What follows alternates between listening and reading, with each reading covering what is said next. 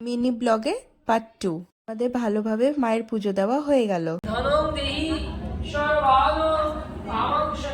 পুজো দেওয়ার পর চলে এসেছি আমরা মেলাতে।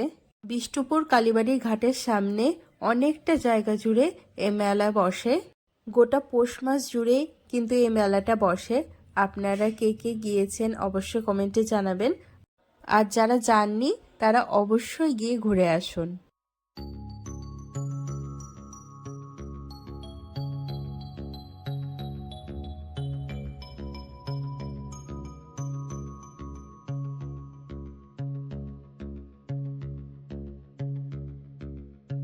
মেলায় জ্যান্ত কালী সেজেছে, কি সুন্দর অপূর্ব সেজেছে, দেখে মনেই হয় না জ্যান্ত কালী।